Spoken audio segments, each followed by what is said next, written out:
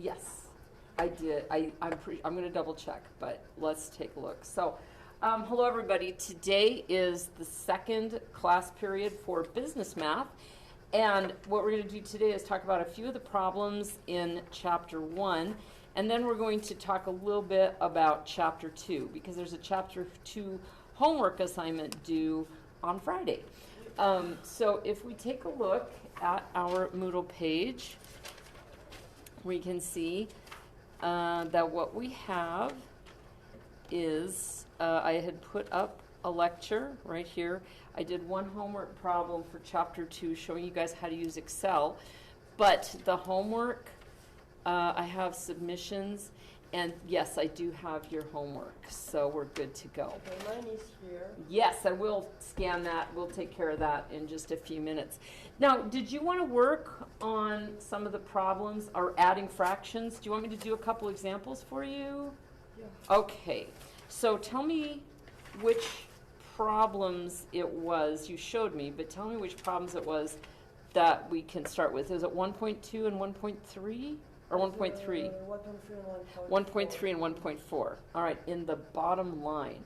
So what we're going to do is, and, oh shoot, got to turn this on. There we are. All right, we're going to fire up the overhead. There we go. Okay, so 1.3 and 1.4. Now, it's really interesting, it's just different, but generally speaking, when you learn to work with whole numbers, generally speaking, you learn addition and subtraction first because they're a little bit easier. With fractions, that is not the case. With fractions, adding and subtracting fractions is really difficult because you have to get a common denominator. And so that's what really makes things tough. So if we look at problem 1.3, so it's like the 2, 3, tag 4, it's like you change it like to an improper fraction, right? You change it to an improper fraction, and then you have to get that common denominator. So it's really a multi-step process, okay? But you are absolutely correct. The first thing that we want to do is to take any number like this that's a mixed number and change it to an improper fraction. The way that you do that is you take the whole number part. Oh, and this one I think I got it, because like the 2, 3 on top of 4, that gave us right. Like 11 on 4. Well, right. You take 2 times 4, which is 8, and then plus 3, which is 11. Yeah. So this becomes 11/4. This is the easy part. Excellent. That's what I like to hear. It's the common denominators that can be difficult. Is that kind of what? Okay. So we have something like this.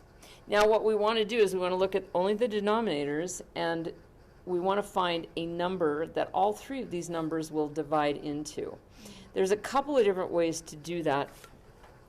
The longest way is to factor these down as far as they can go, which is called prime factorization. In other words, this is 2, 2, 2. 2 times 2 times 2 is 8, right? What about 6? How would I factor that one down? 3. Yep. Yeah. 2 times 3, very good. And how about 4? 2 times 2. Yep. You guys are great. Okay, so here's the deal. When we look for that lowest common denominator, it's only going to have the numbers here. I don't know how many of them, but there's only going to be 2s and 3s. Okay? So it's going to be some number of 2s multiplied by some number of 3s.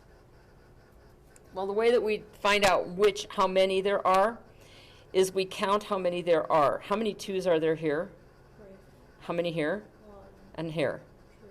Right. So we don't add those together, but we take the most number of 2s that occurs, which is 3. So we have 2 times 2 times 2 in our least common denominator. Then how many 3s are here? 0. Here? 1. And here 0. So there's only 1 3. Okay? So if I take 2 times 2 times 2 times 3, that's 8 times 3, which is 24. That means that my lowest common denominator is 24. Go ahead, ask your question. I can see a question on your face. No, it's even another question. This is the process here. Okay, all right. Because I'm not used to, from the far I can remember from my school. Yes. And fraction and stuff. Yes. This way to like have the two, and 2 and 3. Is the way to do it like the one you circle? Yes. Okay. Okay. There are other ways to do this.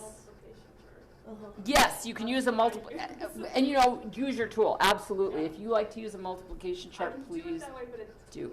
I really struggle doing it that way. I understand. If the multiplication tables are super, and you will be allowed to use those on your tests. I think anything that helps you is a good thing to have. You can do this on a calculator also. And if either of you has a calculator that does fractions, if you want me to show you how to use it, I will. They're all a little different from each other. Super. I remember how to use them. I'm like, yay. Excellent. That will make your life much easier. But yeah. But if you have any trouble, let me know. And if I'm able to help you, I will. I probably can. And if not, I'll find the person to get you squared away. But so after we find out that the common denominator is 24, we then want to look at each one of these fractions.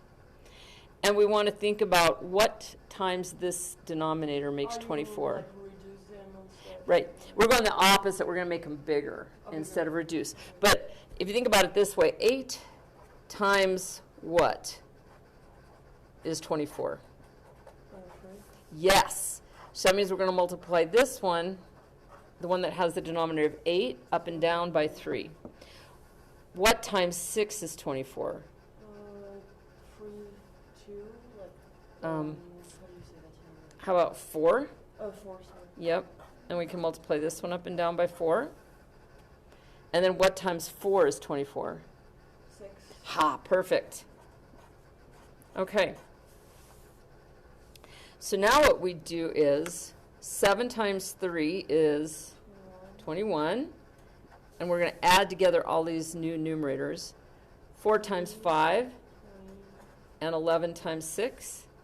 66. Good. That was quick. And then we know that the bottom every single time is going to be 24. So our denominator is 24. Now we can add up our numerators. So I have 7. It's 107 over 24.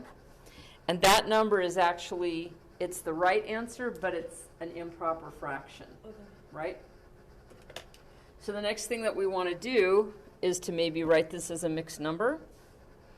And the way we do that is we take 107, we take the numerator, and we divide it by the denominator 24 to find out what the whole number piece is. So this is 4.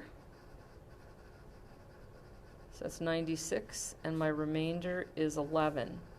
So that means that this number is the same as 4 and 11 over 24. So these two numbers are the same amount. These two numbers are both the correct answer.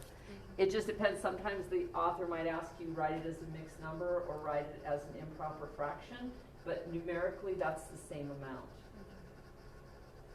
Yeah, I'm going to need to have do a few more examples of that kind of stuff. Terrific. And that will help. That's always, it's kind of one of those things that practice makes perfect. So absolutely. Now let's take a look at the other one, which is 4. Subtract. Subtract 1 3/4 from 4 2/5. Okay, so we could write it like this, or we could write it like this: 4 2/5 minus 1 3/4. These are the same ways of writing that problem. Oh, Okay, now once again, when you add or subtract fractions, we want to first turn these into... Multiply 4 and 5, so like Yes. 20. Yes. 2, so 22. Good job. 22 over 5? Yeah, 5. Uh-huh. And here, 1 times 4 is 4. 4 plus 3, so 7 on 4. Yes, super. Is that the easy part? part. This one's the easy part. Ah, very good. I like to hear that. That's exciting. Okay, now if I look at 5 and 4, what number do you think they would both go into? Now, if you don't know, you can always just multiply the two of them together. You might not get the least common denominator, but you'll always get a common denominator. Well, 20? Ah, perfect. So that means I would multiply this one up and down by 4. And what would I multiply this one up and down by? 5. Perfect. See? So when I do this, 4 times 22, 88. 88, very good. And 7 times 5 is 35. Yep. And The only thing I have in maths is like I can calculate in my head, not you guys. Oh, I was going to say, I think you're doing well. Yeah, I think you're quick. So there's that. Then, now that we have the common denominator, we can just do the subtraction.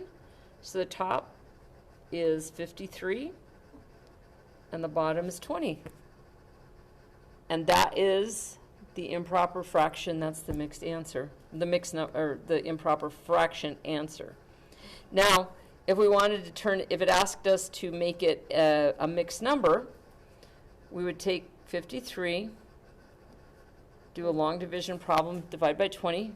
20 goes into 53 twice. 2 times 20 is 40. So our remainder is 13.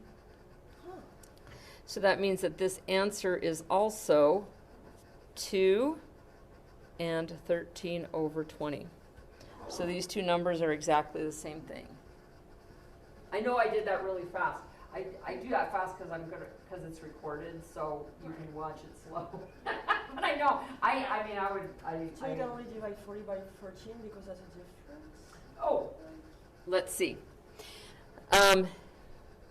No, it's when I did the long division, it's 20 goes into 53 twice. Okay. 2 times 20 is 40. Uh-huh. Then you draw a line and subtract, and you're left over. Subtract. Yes, there you go. Sorry, I went too fast.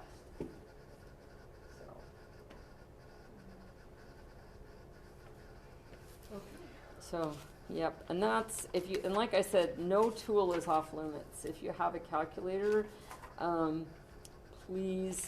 Yeah, I forgot my phone at home, so I can't even. I understand. I know. So,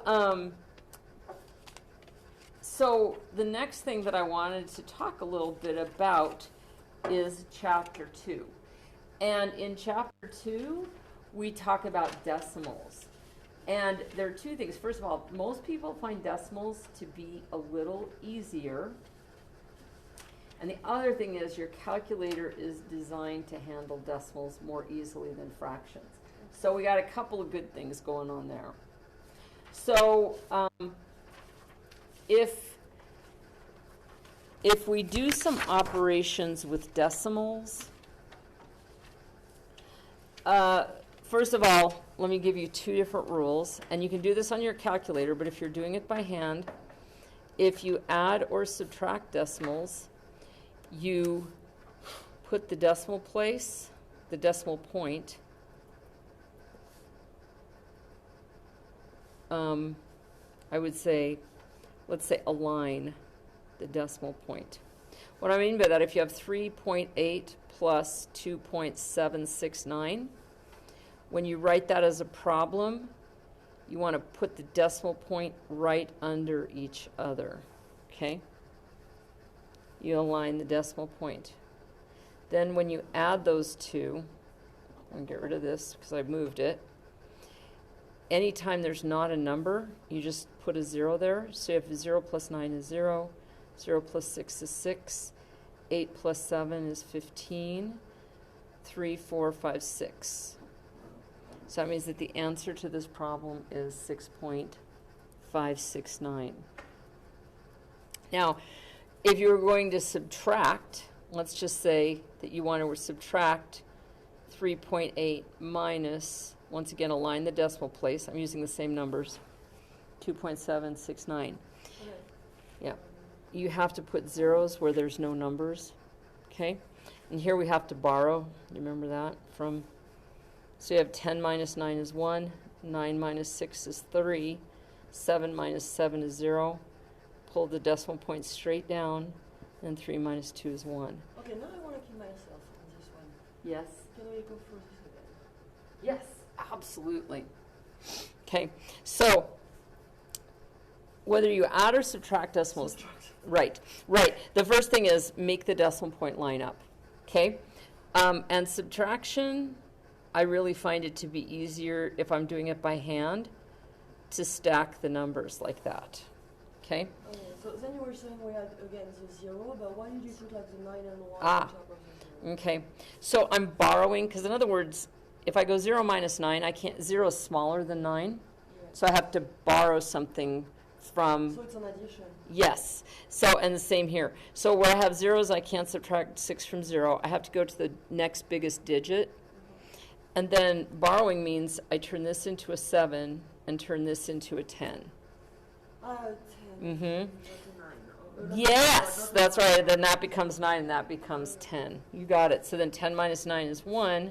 9 minus 6 is 3. 7 minus 7 is 0. My decimal point comes straight down. 3 minus 2 is 1. Yep. And let me show you. If you choose to use Excel, Excel will do this for you really easily. Not easily, but I mean very straightforward.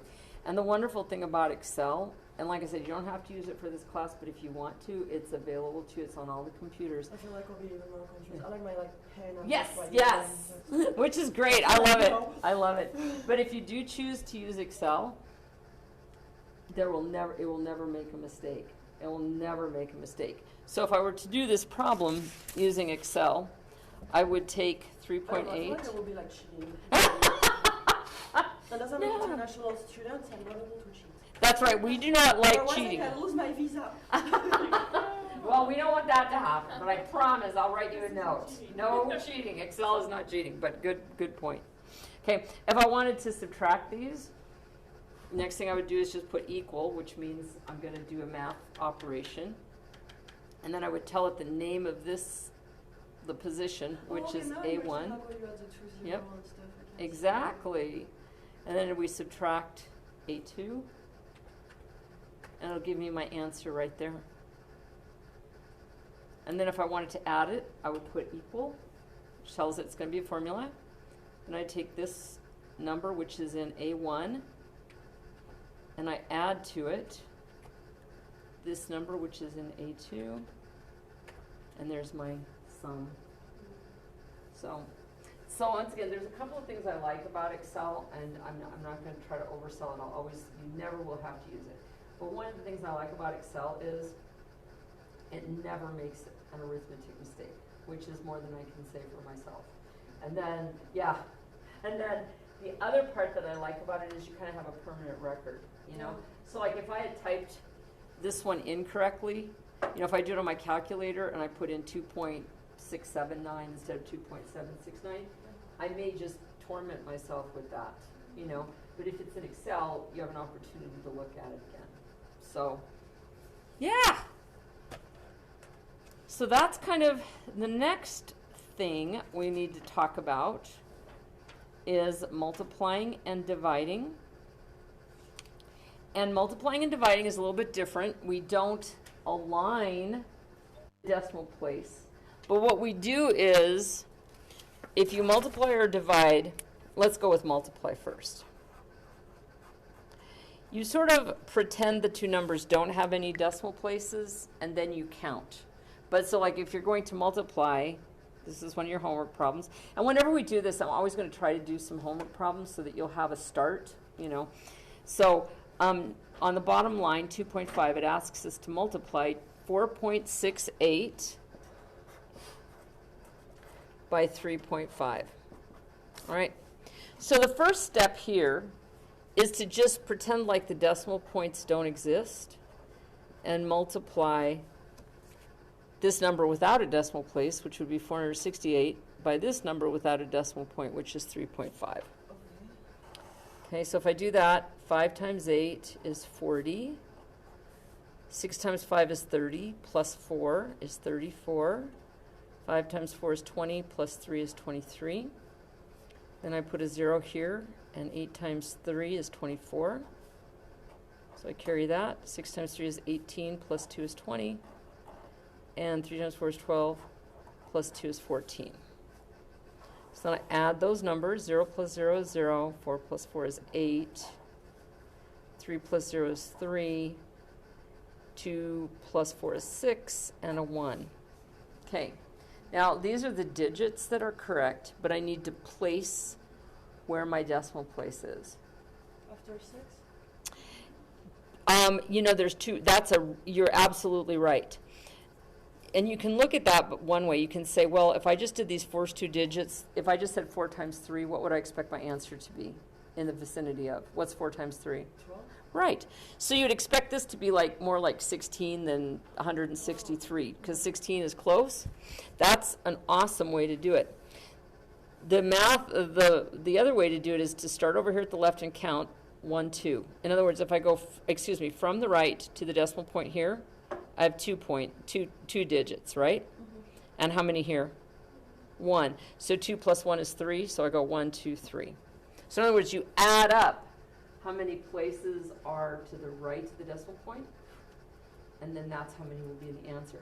But what you did was really good mathematical reasoning, and if you look at that, and I always check my numbers that way to make sure I don't miss a decimal point, to say, if I have 4 times 3, it's going to be about 12. So I expect my answer, when I look at those digits, right, it's going to be around 16. It's not going to be 1.6, and it's not going to be 163. It's going to be closer to 16.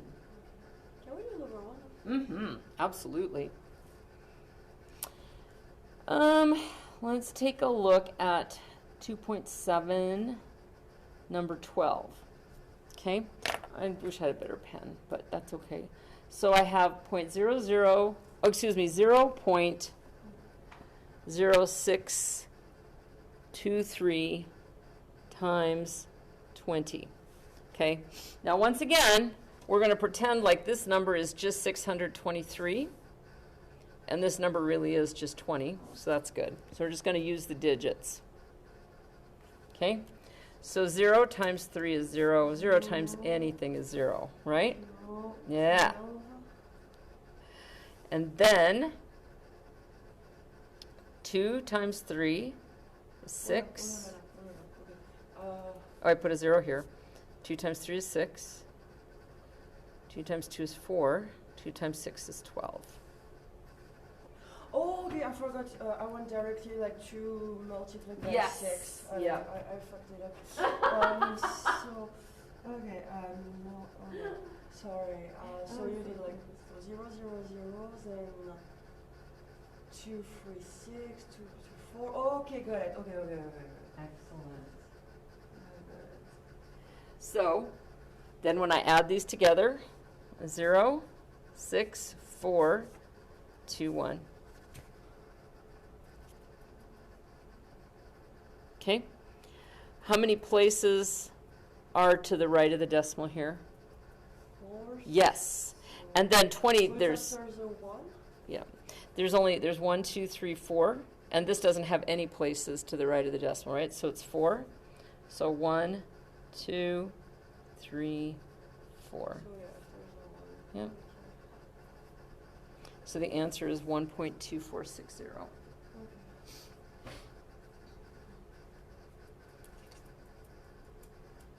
All right.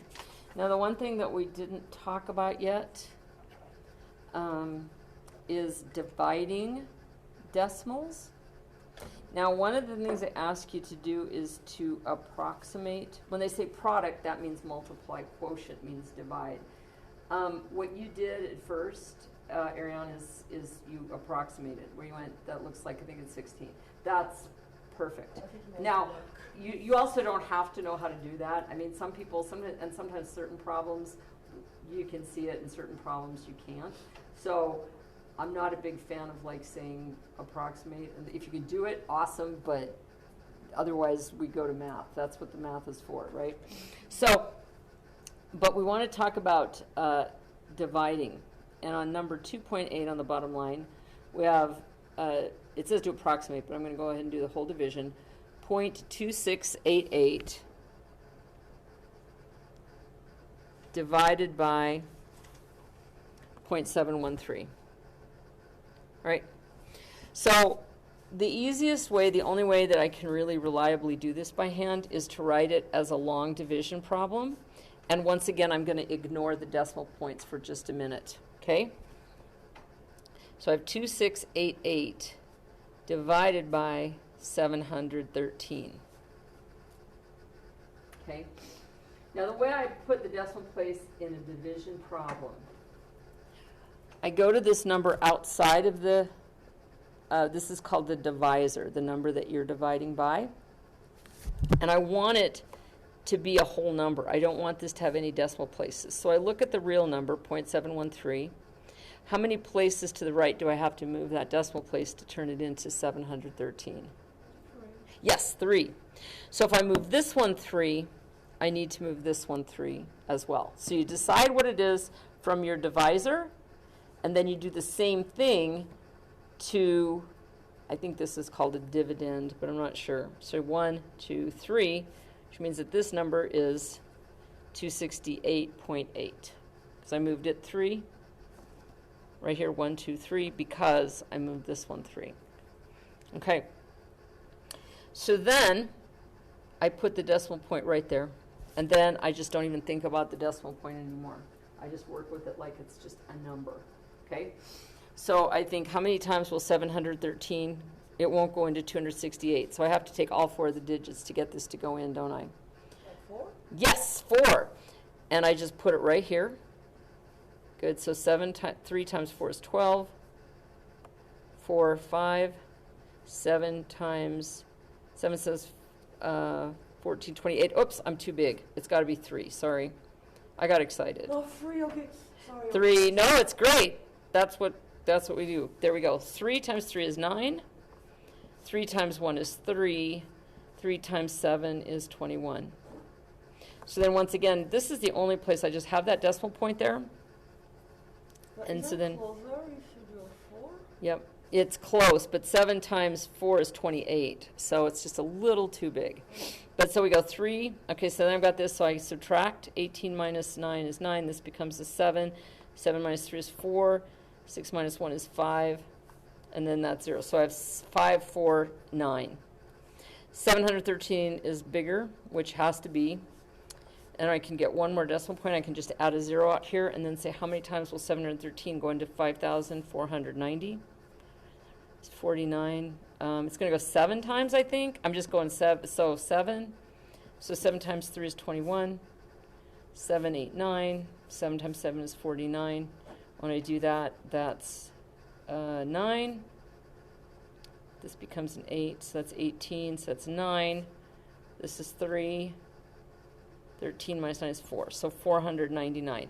So I'm just going to leave it like that. My answer is 0.37. Now, to go back to this idea of approximating, the easiest way to approximate something is to take these numbers, 0.2688, which is this number, and 0.713, and just round them, okay?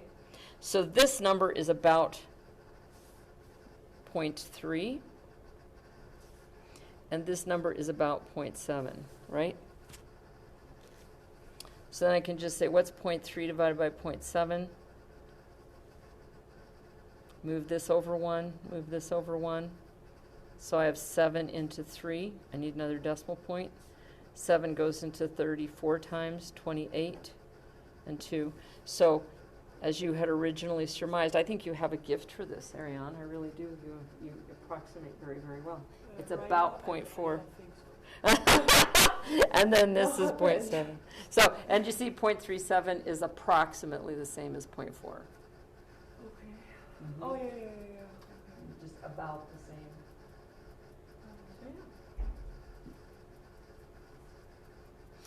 So, Yeah, I don't do approximate. don't. Well, If you don't like it, I'm don't. always, no, I'm always off by a number or two to what they think it should be. So I'm like, Yes. what? And then you're like, was it close enough or what? I See, no, and I think what you're saying is really important. And that's why, you know, approximating is something that if you can do it, it can give you an idea. The best thing for me to do with approximating is to like work out my answer the long way, Right. and then saying, does it make sense? You know, like, should it be about 0.4 or should it be about 40?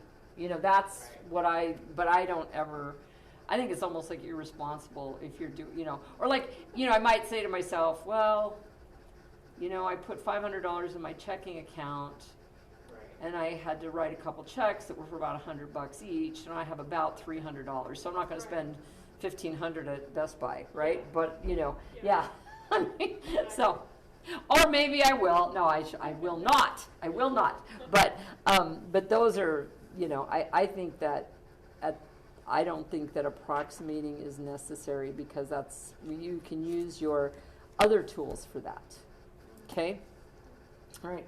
So what I'm going to do today I had two things I wanted to let you know. First of all, I'll post this video that we've made together. It'll be available. And I'll post this little spreadsheet. You can look here. If you click on a particular cell, you can look right here and it tells you what the formula looks like. And once again, you don't have to use Excel, but this is available to you. So this will be on our website, this will be on our Moodle page, and also the lecture that we've done today will be on our Moodle page. I'm going to be here all week. So, and once again, there's the tutoring, adult education, and you're always more than invited to go to those things. Now, next chapter, this will be due Friday. So Next sorry, week, oh sure. Is it, what, is that this? Yes, Or is that? it's both. There are two things. One that's titled bottom line, and the other that's titled self-check. So, That'll be chapter 2. Yes, for chapter well, 2. how many pages? Just one page each. No, there's 2 pages, right. 1 page bottom line, chapter 2, 1 page self-check, chapter 2. Mhm. So this. Let's see. Perfect. Those are the 2 things that you will be handing in on Friday, or by Friday. Okay. Now, the other thing I wanted to let you know is that next week I'm going to be off campus. I'm going to be in Laramie, but I'm going to do a video like this and post it for chapter 3. All right. The other thing is, even though I'm not on campus, I'm working. So if you need help, send me an email and we'll set up a time to either email or get on the phone, or I can do a web conference with you. If you've done Zoom or Google Hangouts or anything like that. Yeah, so we've got all kinds of options.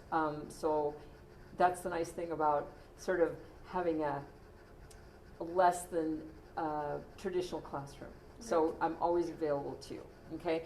And I just have a bunch of appointments and meetings, and so I'm not going to be even like tied up all the time. So we can always make a time within an hour or 2 or 3 at the most where we can visit. All right. So if you need me next, I'll have the video posted before Monday for chapter 3, and then when you're working on your homework, let me know. And also, of course, for chapter 2, just let me know when you have trouble, and I'll be here all week. So until I think I'm leaving Friday at like 2 o'clock. Okay. So I'll be around until then, and even after then, email me and we can get together that way. All right? That All right. works. Well, you guys have a wonderful day, a wonderful week. Stay warm. Be warm and fuzzy like your horses, right? So I think that's a good We're idea. not warm. I mean, he's such a turd. We have to run kind outside for a while. So. Yes. That's Uh-uh. not so much. That's not fun. All right. You guys have a great day. We'll talk to you soon. There we go.